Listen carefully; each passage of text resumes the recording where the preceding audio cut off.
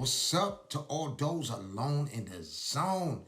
It's the one that ain't playing with the shading. John Eli Lopez.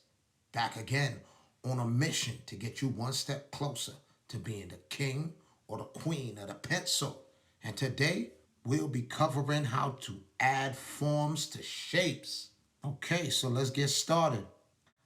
We're going to start by creating shapes and then adding value to those shapes, creating the illusion of form. First, we're just going to take a look at what a shape is. And a shape is a flat, enclosed line. Once you close a line, you have created a shape. If you look here, we have a circle, but we want to create the illusion of form. So once you create the illusion of form, you have now turned that circle into a sphere. And by adding value, it's how you place the value within that shape. And that's how we see the world around us, through light and shadow. Now, this is all created because you are strategically placing your value scale. These locations determines where is the light coming from. This includes the highlight, the brightest area on the object where the light is coming from, the midtone, that's usually area of middle value. Then you have the core shadow, which is usually the darkest area on the object. You have reflective light, and that is the area where light is being bounced back from the surrounding objects around the surrounding area around that object. And then you have the cast shadow, which is the shadow that the object makes. That's the area where light is permitted from hitting, where because the form is in the way. The object is in the way of that light. Okay, so we're going to first start with drawing a circle. And remember, the circle is the shape.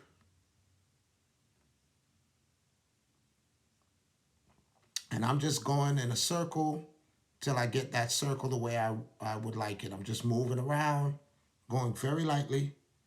After I'm happy with the circle, I'm going to start adding value. After I'm happy with the circle, I'm going to get darker. And I'm going to start with the core shadow. Many videos I've seen use multiple pencils. I'll be just using a 4B pencil because I want you guys to understand that, it's all about building the skills up. If you don't have the proper material, it does not matter. Worry more about the skills and your pencil control. And I'm going to be, progressively getting darker. My light source is coming from the right. I'm staying away from the reflected area, but that is usually not as bright as the highlighted area. Understanding how to add form to these basic shapes will allow you to, transfer that into anything you are drawing, anything you are painting. So you learn the basics and get your skills up and move on from there. So I'm adding the cast shadow. The area between the cast shadow and the object is always the darkest. It's not a line, it is a shadow. So you want to always fade out and get that value going. As you see, that's where I'm going. I'm just darkening it, darkening the area and fading out. And of course, as it moves further away from the object, the value drops. It gets lighter till it dissipates. As we move on, I'm just touching that core shadow up a little bit.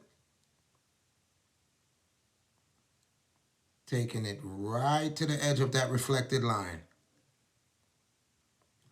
Just bringing down that reflective light a little bit. Just remember that reflected light is not as bright as the highlight. On most occasions, usually. And there you have it. A circle has been transformed into a sphere. Now, we're going to move on. We're going to take a square and turn that into a cube. We're going to start with, drawing the square out.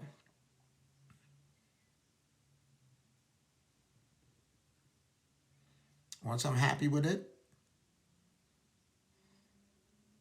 Now I'm converting that square into a cube,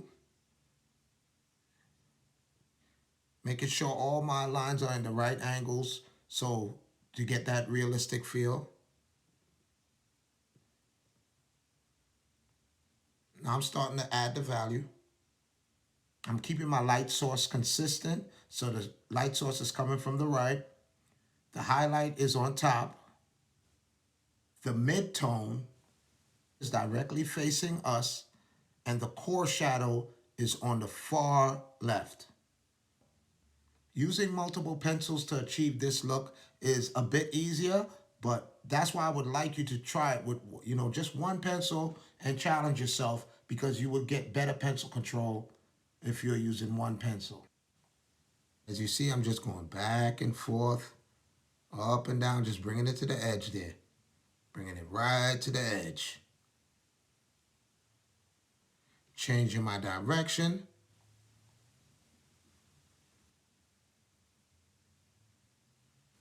There we go. Now I'm just establishing the midtones. Once I had a good idea, of where I want the core value to be and the tone I wanted the core value to be at, now I'm bringing in the midtones.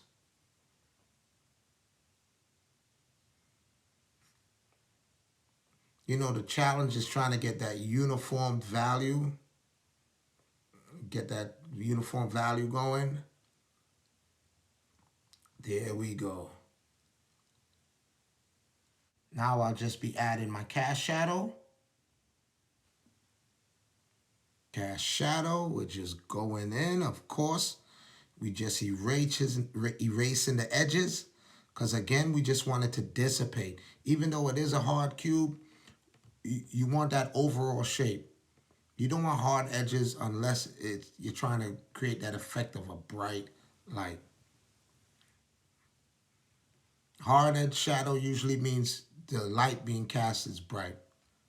And of course, where the object and the cast shadow meet is usually the darkest.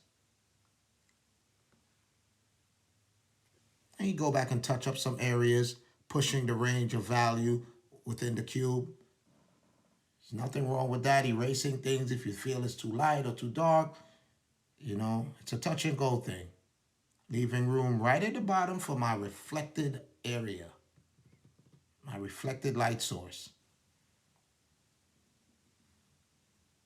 And there you have it. The cube is done. Square has been converted. Next, we're going to be transforming a triangle into a pyramid. As you see, I'm working the initial shape out, the lean of the pyramid. I'm trying to get that, get that right. Of course, the pyramid only has two sides, so we will just be working with the midtones and the core shadow. The highlighted area is the side of the pyramid, which we do not see. Now we just add the cast shadow, and of course it should follow the overall shape of the pyramid. And of course, as you tighten it up, I'm leaving the area for my reflected light. The texture of the paper still will show through, and that is all right. You're working on your skill building and pencil control. Using the kneaded eraser here just to tighten up those edges. Go getting a straight line on that pyramid going. Just want a uniform tone on that core shadow. We are just flowing. As you see, I'm stopping right at the edge there, trying to leave a little bit for that reflected light. Because as I'm working my cast shadow in,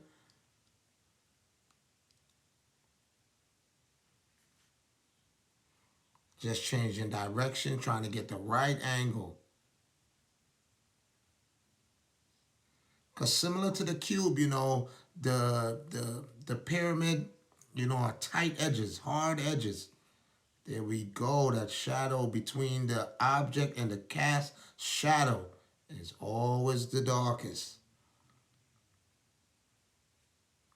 There we go. That kneaded eraser, tightening up that edge a bit.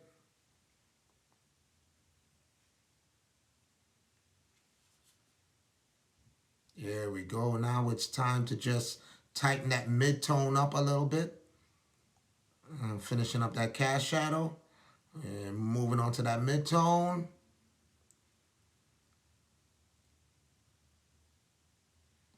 And finding a comfortable angle. And I'm trying to get that, an even tone going. And we are getting there. It is coming alive. That could be on the plains of Giza. And there you go. Now let's move on to the next form, which is a cylinder. And this would be a little different because the value will be progressive. We start with an ellipse on top and then two vertical lines coming down on either side. And of course, remember that the bottom is rounded just like the top of the ellipse. So many times I've seen people do straight lines at the bottom. So remember, the cylinder is rounded, so you'd have a little reflected area off to the left. Remember, the reflected area is not as bright as the highlight area, but it still should be visible. Our area of coarse shadow will be closer to the center portion of the cylinder, but still be a little more towards the left.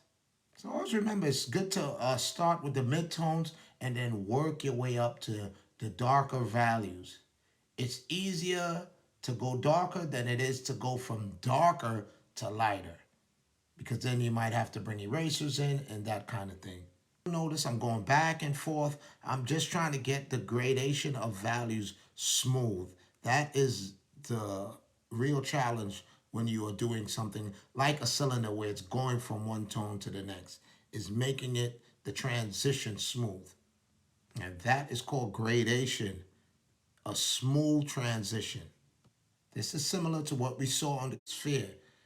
And this type of gradation is almost unlikely to occur on the cube or the pyramid.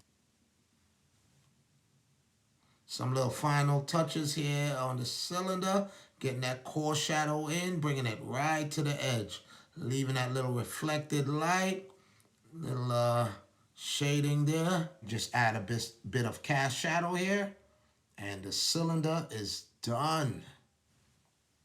Now we'll move on to our final shape, which will be turning a triangle into a cone.